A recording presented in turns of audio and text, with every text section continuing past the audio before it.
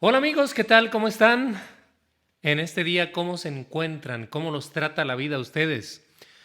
¿Alguna vez han sentido que la barca se les tambalea, se les menea? Bueno, vamos a reflexionar. El día de hoy, partiendo de un texto bíblico del Evangelio. Y bueno, primero los saludo. Ya saben, soy el padre Juan José Chávez. Mucho gusto a los que no me conocen. Aquí estoy queriendo llevar este mensaje a muchas personas.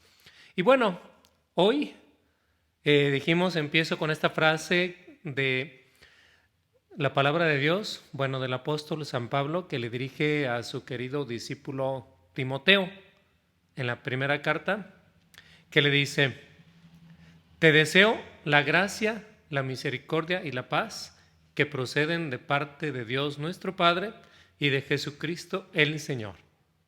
Bueno, yo te saludo con estas bellas palabras y de todo corazón espero que te encuentres rodeado del amor de Dios. Muy bien, vamos a leer un trozo del Evangelio de San Mateo, capítulo 14, de los versos 22 en adelante, y dice así. Después de la multiplicación de los panes, Jesús hizo que los discípulos subieran a la barca y se le adelantaran a la otra orilla, mientras él despedía a la gente. Después de despedirla, subió a la montaña para orar a solas. Al llegar la noche, estaba allí solo. La barca, que estaba ya muy lejos de la orilla, era sacudida por las olas, porque el viento era contrario. Antes de la madrugada, Jesús se acercó a ellos caminando sobre el lago. Los discípulos, al verlo caminar sobre el lago, se asustaron y decían, «Es un fantasma», y se pusieron a gritar de miedo. Pero Jesús les dijo enseguida, «Ánimo, soy yo, no teman». Pedro le respondió, «Señor, si eres tú, mándame ir hacia ti sobre las aguas». Jesús le dijo, «Ven». Pedro saltó de la barca y caminando sobre las aguas iba hacia Jesús. Pero al sentir la violencia del viento, se asustó. Y como empezaba a hundirse, gritó, «Señor, sálvame». Jesús le tendió la mano y lo levantó y le dijo, «Hombre de poca fe, ¿por qué has dudado?». Subieron a la barca y el viento amainó. Y los que estaban en la barca se postraron ante Jesús diciendo, «Verdaderamente eres Hijo de Dios». Después de atravesar el lago, llegaron hasta la orilla de Genezaret. Palabra del Señor. Muy bien, fíjense muy bien en este texto que para mí es uno de los textos que el evangelista juega con las emociones, lo que le está pasando al ser humano, recoge en ese momento lo que le está pasando y la situación que pasa hace que nos dé y nos aporte mucha luz sobre lo que es nuestra fe, sobre el papel que juega Jesús en nuestra vida y cómo poco a poco tenemos que ir avanzando en esa confianza que ayuda a superar nuestras dudas y que ayuda a superar los miedos. Dos cosas son contrarias a la fe. Bueno, tal vez tres. Falta de confianza, el miedo y las dudas. Cuando nosotros dejamos que esto crezca, la falta de confianza, no confiamos y claro que la confianza requiere hacer un esfuerzo de nuestra parte.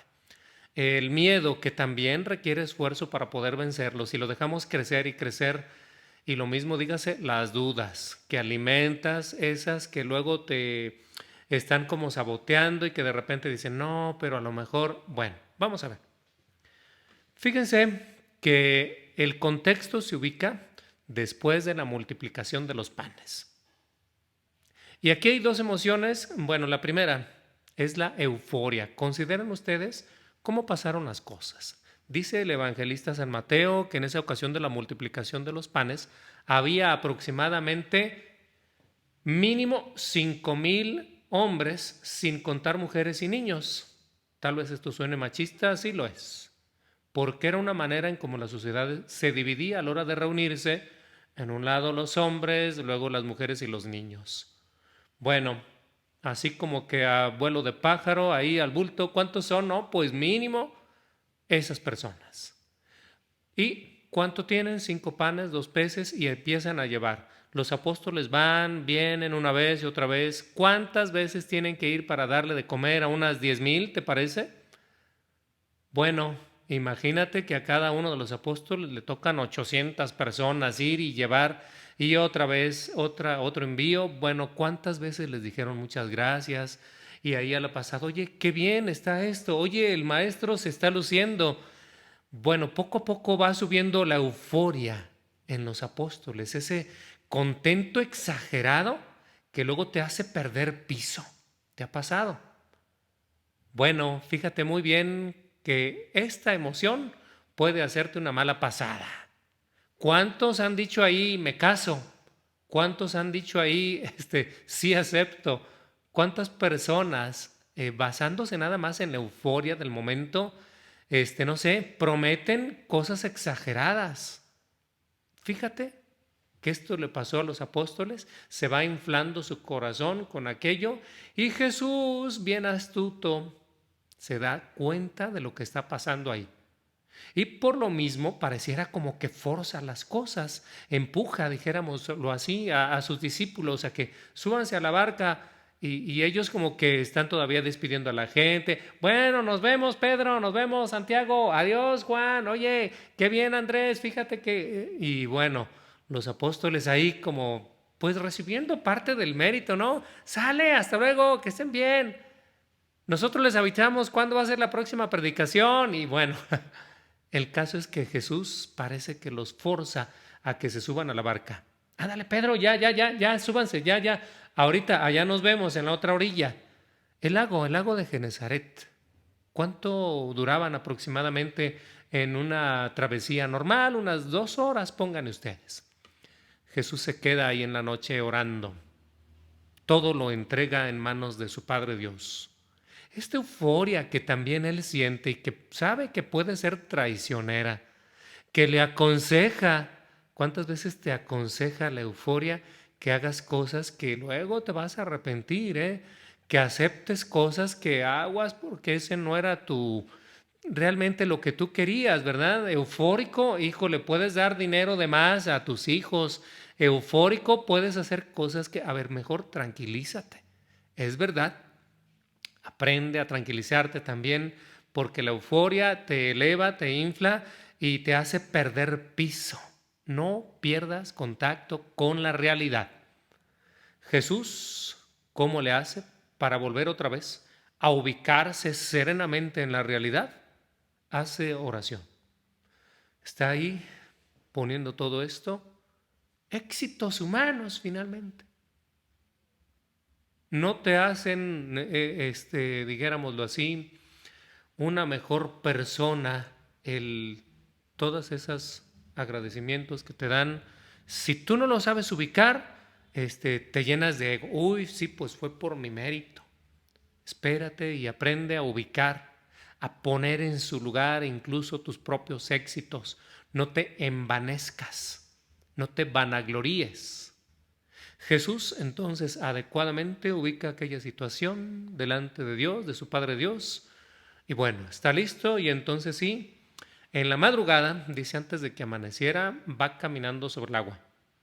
Los apóstoles tuvieron dificultades. Ellos siguieron con la euforia y se descuidaron, perdieron piso. 4 de ellos eran pescadores, Pedro y su hermano Andrés, Santiago y su hermano Juan. Se supone que eran expertos en ese lago, expertos con remos y barcas. Los demás pues debieran haber recibido las instrucciones de Pedro, Santiago y Juan y Andrés. Pero, ¿qué fue lo que pasó? Que se les va yendo el tiempo, tal vez están platicando, ay, ¿te fijaste? Y mira que qué bien, hombre, yo creo que sí, Jesús debe ser el nuevo rey. Y pensando ellos en las glorias mundanas. Hay un santo que me encanta, cómo utiliza el discernimiento, es San Ignacio de Loyola.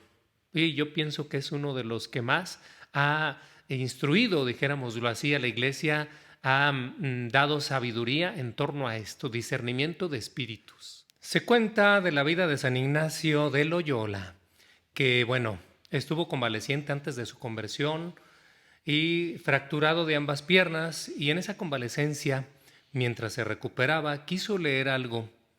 Y él, acostumbrado a las glorias mundanas, leía cuentos, libros de caballería, lo que se usaba en aquella época. Pero como no tenían, le llevaron la vida de los santos. Pero de todas maneras, en su interior ya había como un mensaje guardado, grabado, de lo que ya había leído en otras ocasiones. Y entonces él empezó a notar esto. Es por eso su aportación en torno al discernimiento muy interesante, muy importante, porque lo empezó a notar en sí mismo.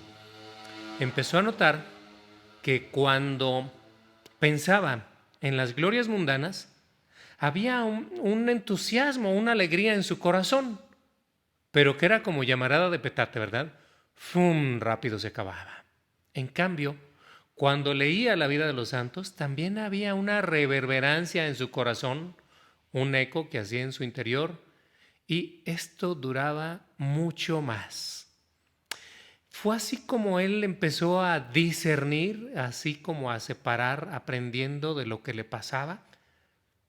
Y algo así debió haber hecho Jesús, un discernimiento para ubicar las glorias mundanas, cosa que no hicieron los apóstoles. Ellos van sin discernir, sin pasar por la fe el evento que acaba de suceder, y van todavía en la euforia y pierden piso. Y entonces por eso parece que adrede las circunstancias hacen que vuelvan otra vez a su realidad mediante una tormenta, o que pudo haber sido aquello, una tempestad. No se dice tormenta, pues puede ser que nada más las olas, fruto del movimiento con el aire, no sé si la luna o qué pasó ahí. La cosa es que aunque llevan 4 expertos de cuestión de andar en la barca, que les hubieran haber dicho a los demás, miren, no se preocupen, esto así pasa, lo vamos a superar, ánimo, vamos a organizarnos, no pierdan la calma, todos vamos a remar al mismo tiempo, avanzamos, vamos, nada. Se les fue la oportunidad de aprender, se les fue la oportunidad de poner los pies en la tierra, y entonces, ante aquella situación, lo que tienen es miedo. Surge la desconfianza. Desconfían, dudan, temen. Y no sé, lo que pasa es que muchas veces ante un día y otro día, las personas van doblegándose poco a poco, y en ese momento, en ese instante, sienten miedo porque ya llevan mucho tiempo y los esfuerzos que hacen son inútiles. Se sienten rebasados en sus fuerzas, piensan que aquello no lo van a poder manejar. Agreguen ustedes que en aquel entonces el mar era considerado como un símbolo de el mal, y porque se podía tragar embarcaciones grandes, nada más porque se le antojaba de un rato a otro, y así sucedía, y pues ellos no saben qué pasa en realidad. Van ahí con todo lo que se ha dicho de monstruos que salen de los lagos, con todo lo que se ha dicho a propósito de la mar, con todo eso van ya con mucho miedo porque ya no pueden. El agua se está metiendo a la barca y sienten como que se hunden. No acaban de ver un milagro maravilloso como para que en ese momento llevaran confianza en Dios. Sí, se les escapó por la euforia mal manejada. Y estando ahí, ahora la otra emoción que quiere resaltar el evangelista es el miedo. Estando ahí, aparece Jesús. Sin embargo, no lo ubican, no lo reconocen, lo ven caminar sobre las aguas. Bueno, es que ¿quién camina sobre las aguas? Pues, y no sé, en aquel entonces pensaban que silueta a medianoche caminando sobre el agua, fantasma. gritan de terror, tienen miedo y no reconocen a Jesús, está medio oscuro, hay neblina, pasa una ola y ellos están entre que cuidan la barca y voltean a ver y, bueno, gritan de terror. Jesús, a cierta distancia, todavía sin dejarse ver completamente, dice estas tres cosas para tranquilizarlos. Ánimo, soy yo, no teman. Fíjate qué palabras tan alentadoras si tú las ubicas o las entiendes y las escuchas desde la fe, cuando estás unido a Dios. Él te va a decir esto, Él va a ser alguien que siempre te va a dar ánimo. Cuando decimos ánimo es que no te vayas hacia abajo en la depresión, en el miedo, en la desesperanza.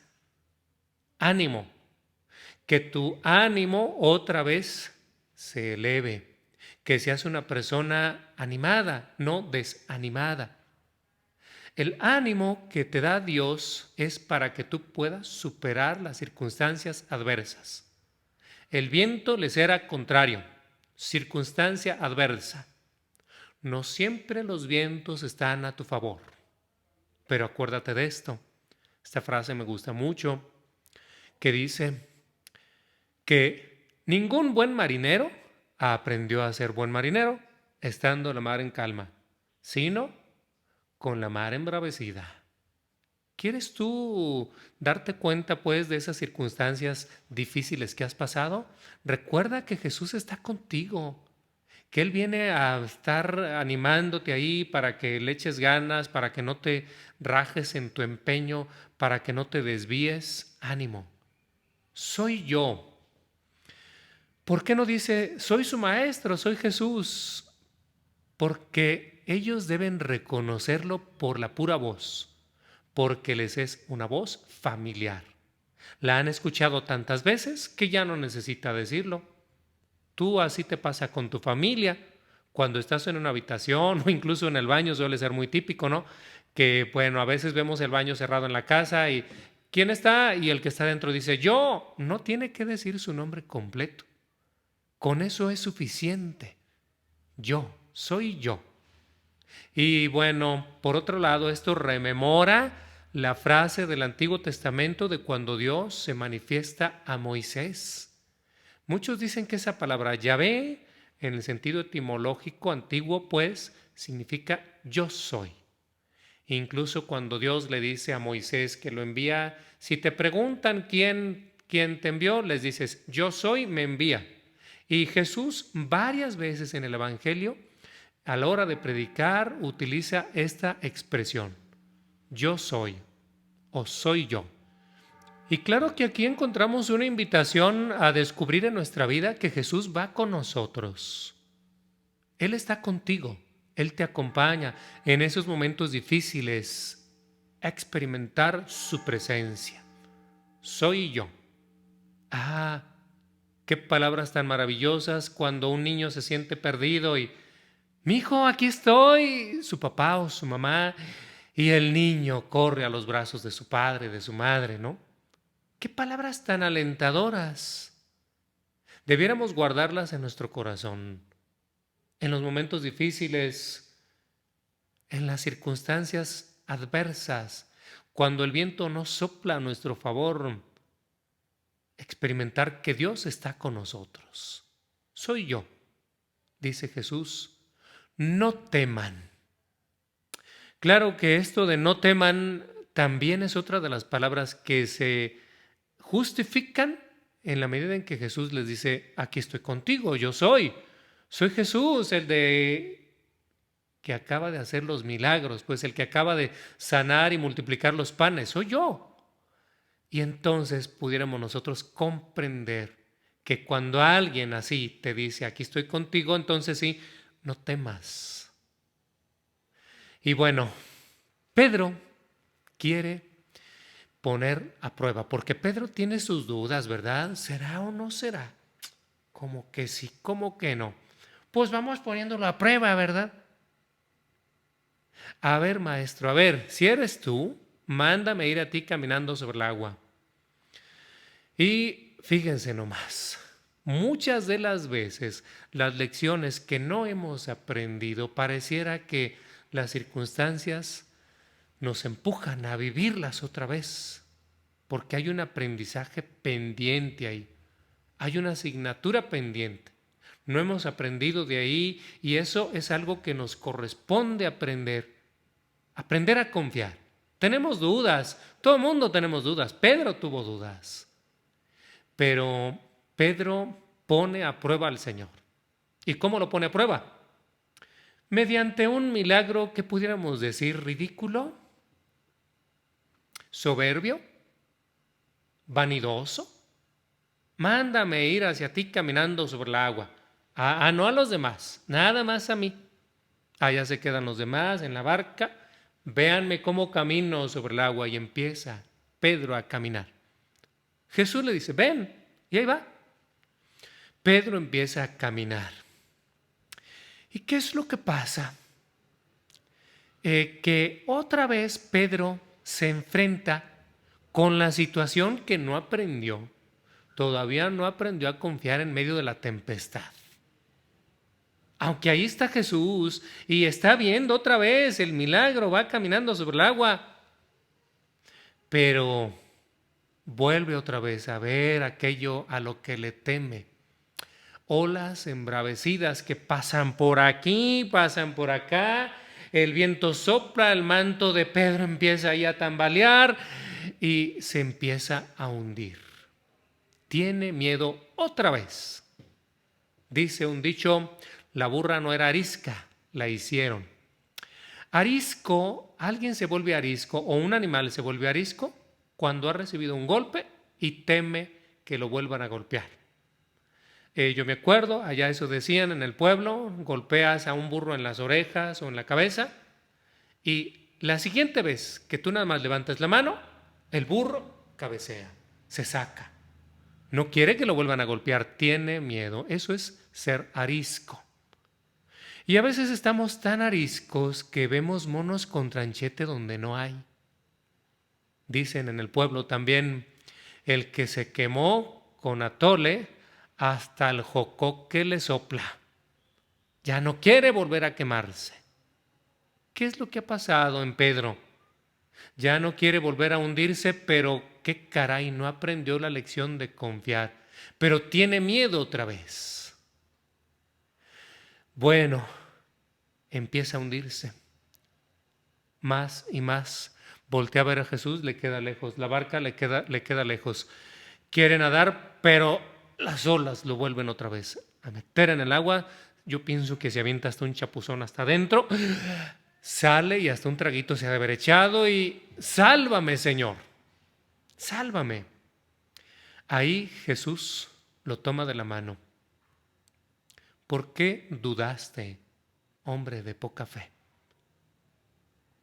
Tiene algo que aprender Pedro. Lo acababa de ver hacer un milagro de la multiplicación de los panes. Lo vio caminar sobre las aguas. Siguió dudando. Aún él mismo iba caminando, siguió dudando. Dudas. ¿Cuántas personas tienen dudas acerca de su fe, acerca de Dios? No digamos del poder de Dios. Pedro, fíjense bien qué milagro pidió. Yo diría un milagro ridículo, pues. ¿Por qué no pidió cosa más sensata? No sé. A veces pedimos milagros así. Señor, que se acabe el coronavirus mediante un rayo. Que de ahí en adelante toda la humanidad quede sana. Ándale, ¿no la quieres más barata? ¿Por qué no pides un milagro de compromiso? No hay que pedir milagros que luego no sepamos continuar. Milagros que sepamos nosotros asumir. El milagro de la vida. Bueno, ¿cuántas personas han pedido el milagro de la vida? O incluso sin pedirlo están embarazados y luego ya no quieren asumir las consecuencias. Asúmelo. Es decir, aprópiate ese proyecto que se te presenta. Así quiere Dios que tú crezcas. No con milagros así en los cuales te apantalle y para que todo el mundo crea. Señor, para que los ateos crean, por favor, aparéceteles. O que por favor, y ¿estás pidiendo qué? No, no ese es el estilo de Jesús. Y más bien quiere convencer a base de personas que abran su corazón y experimenten a Dios en su vida. Así debemos pedir los milagros. Señor, que experimente tu vida en mi vida, que experimente tu amor en mi vida y entonces ya no me quede duda y aprendo a confiar. Entonces, si son tres los enemigos de la fe, la falta de confianza, el miedo y las dudas, en este trozo del Evangelio se nos enseña o se nos da una lección difícil. También nosotros tenemos esa asignatura pendiente en nuestra vida. Estamos ariscos y no confiamos ya. No confías incluso en tu iglesia, no confías en tus sacerdotes. ¿Te han ofendido? ¿Te han dañado? ¿No confías ya en las personas, en los que van al templo? ¿No confías? Híjole, pobre de ti. La vida es esa. Aprender a arriesgarnos y confiar, y entonces puede ser que te encuentres una persona maravillosa. O no confíes, pero seguirás tú solo. Date cuenta de esto. Esa es la realidad, la disyuntiva. Y Jesús nos enseña a confiar y claro, aprender a saber en quién confiar. Aquí una lección de fe, una lección de confianza, una lección de aprender a controlar las emociones que luego nos pueden sacar, nos pueden hacer perder piso, nos pueden hacer oraciones y peticiones y milagros que no van de acuerdo a lo que nos conviene para nuestro crecimiento. Esa otra oración de Pedro es más adecuada incluso cuando ya se está hundiendo. Señor, sálvame, es un grito desesperado, pero por lo menos grítale al Señor cuando tengas miedo, cuando te sientas así, desanimado, triste, no encuentras la solución, sientes que te hundes, que nada está a tu favor, que el viento está en tu contra, grítale por lo menos. Padre, me acuso de que renegué en contra de Dios, dice mucha gente. Renegar, así como, Señor, ¿por qué haces esto? ¿Por qué permites esto? Y yo digo, por lo menos háblale, por lo menos. Ya por lo menos le estás hablando y sigue ese diálogo y tú mismo vas a encontrar una solución. Vas a encontrar de parte de Dios sabiduría. Vas a encontrar esa sabiduría divina. Dios nos tiene preparadas muchas lecciones así. ¿Qué lección sacas de aquí? ¿Qué necesitas hacer? Jesús te dice, ánimo, soy yo, no temas. ¿Ya reconoces su voz? ¿Cómo la vas a reconocer? Pues escúchala. Es necesario que pases muchos momentos escuchando la palabra de Dios. Cuando vienes a misa, ¿escuchas la palabra de Dios? ¿O te ha pasado así como que, primera lectura, palabra de Dios, y tú, ay, ¿ya se acabó? ¿De qué se trató? ¿Quién sabe? Ah, caray. A veces yo me bajo así a preguntarle a la gente a la hora de la homilía, a ver, ¿se acuerdan ustedes del evangelio que dijo esto y esto, verdad? Y la gente se queda así como con, pues como usted diga, padre, usted se debe de acordar, nosotros ni nos acordamos. ¿Cómo quieres escuchar la voz de Dios en medio de la tempestad si no haces más contacto con la palabra de Dios? A base de escucharla te va a hacer una voz familiar.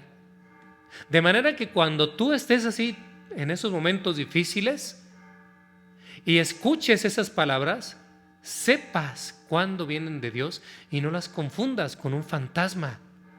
Te quede claro en tu interior que Jesús te dice, soy yo, aquí estoy contigo. Y así entonces, hermanos, poder crecer en la fe. Qué hermoso este pasaje, ¿verdad? ¿Se te ha tambaleado la barca también a ti? Deja que Jesús se aparezca y observa. ¿Dónde va por ahí? Date cuenta, ahí va caminando contigo.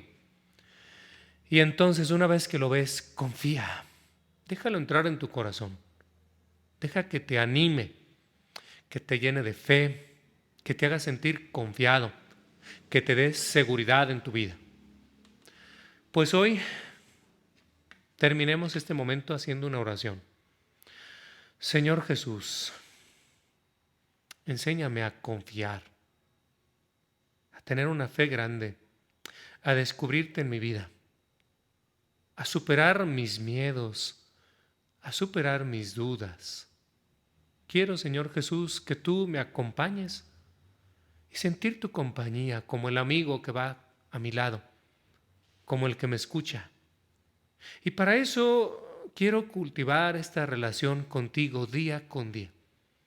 Saber que me escuchas y escucharte y dialogar contigo en el día a día me va a dar la certeza de que tú siempre estás conmigo, de que tú me escuchas, de que tú me acompañas, de que tú me hablas. Gracias, mi Jesús. Bendíceme. Que el Señor Dios Todopoderoso te bendiga, te dé su paz, te llene de su amor, te haga confiar grandemente en Él. Y te bendiga y te proteja en el nombre del Padre, y del Hijo, y del Espíritu Santo. Amén. Pues muy bien, hermano. Te invito a compartir este mensaje. Llévalo a más personas. Si ya te suscribiste a este canal, muy bien por ti. Ahora también dale a la campanita para los nuevos mensajes que voy a ir subiendo, que si te han gustado, bueno, todo es de la palabra de Dios y yo le doy gracias a Dios y siempre pido por todas las personas que están escuchando estos mensajes para que les quede algo positivo en sus vidas y aprendan a crecer y confiar grandemente en Dios. Que así sea. Que tengan un excelente y maravilloso día. Dios les bendiga. Bendiciones para todos.